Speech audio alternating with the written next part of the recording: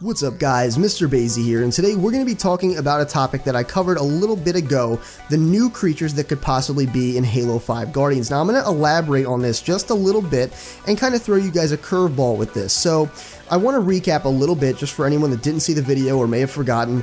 Basically in Halo 2 Anniversary and in Halo 4, we saw creatures that were in tubes. Now in Halo 4, they looked a little bit different than the ones in Halo 2. They shared some physiological similarities, but that's it. Very, very small, similarities. The main thing I found them to have in common was the fact that they're placed in tubes. Now, if you go and think about the factual idea of Halo 2 and Halo 4, Halo 2 naturally being the events that occurred before Halo 4, these creatures in Halo 2 look less evolved. They don't look as finished. They just don't look like they're 100% physiologically perfect. Some of them don't even have a body structure. Some of their body structures are awkward, making it not easy for them to really get around and things like that. So when it comes to it, maybe the ones in Halo 4 are the ones that have been perfected.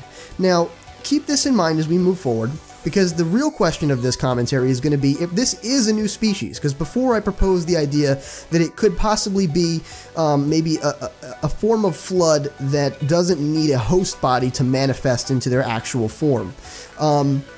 So if this is a new species, if this is one that we might see in Halo 5 Guardians, the question of this commentary is going to be, what weapons could they possibly use? Because we know the Flood pretty much used, the Covenant weapons that were on hand, the UNSC weapons that were on hand.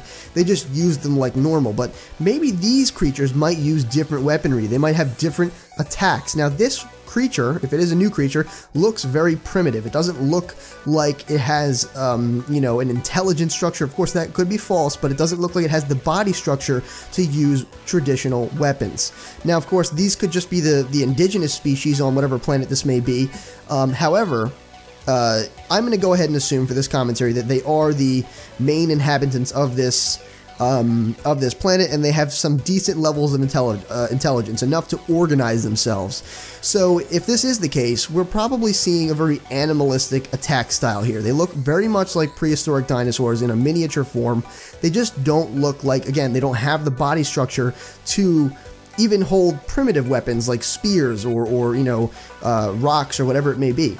So we're probably looking at something that, there's probably different variations of this species that have certain attributes that make their attacks effective. The ones we saw in particular in Halo 4 look like they have a very strong forward motion. So it looks like they're going to be able to run really fast in a straight line. They look they don't look like they're evolved in a way so that they can be perfectly balanced, so chances are they're not going to be very agile. Their attacks are going to be directed in a forward motion, maybe have a little bit of variation when it comes to that, but they're not going to be really nimble and be able to change directions on a dime. Now, of course, we'll probably see some other species, if this, again, hypothetically, if this is a new species, we'll probably see some other species, such as ones that are a little bit more agile, ones, again, like the crawlers from the Prometheans, or from the Promethean species.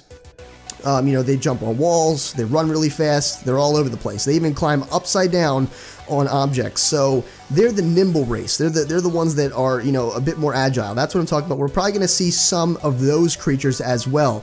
Maybe ones that are really fast and have that are fast and have more maneuverability. Some are maybe even stronger. Some might have specialized attacks. Maybe they're able to spit venom, or they have venom. Maybe their attacks poison you and hurt you over a duration of time, or whatever it may be. We don't know what this species is.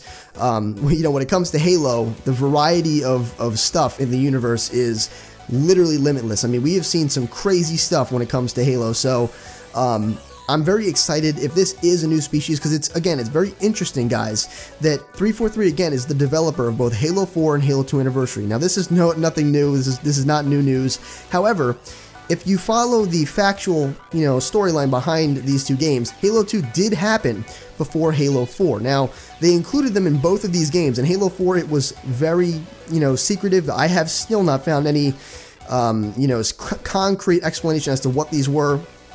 back when this question was asked the first time, you know, it was kind of shrugged off, it was thrown under the rug, didn't seem like there was much explanation to, you know, do at that time. And I still haven't found anything again. So the fact that they included them both in both of these games, the fact that Halo 2 is before Halo 4, and that the ones in Halo 2 look awkward, they look not finished, they just don't look right. They don't look like a fully assembled biological being, you know what I mean? Whereas the ones in Halo 4 do, which would make sense because that is a decent amount of time, you know, to, I guess, perfect whatever may be in that. Now, whether this is a UNSC creation, whether they have captured these creatures and put them in tubes on display, is, you know, up to, you know, hypotheses and all those things. But this is definitely an interesting topic to think about. I'm very excited to see what Halo 5 has to offer, because all these theories floating around just kind of, you know, pump you up. That's just how it really is. So again, I hope you guys enjoyed. If you want to become a Sage in training, make sure you subscribe today. Don't forget to rate the video what you think it deserved, and as always, this has been MrBayeasy, your favorite Sage, and I'll see you in the next video.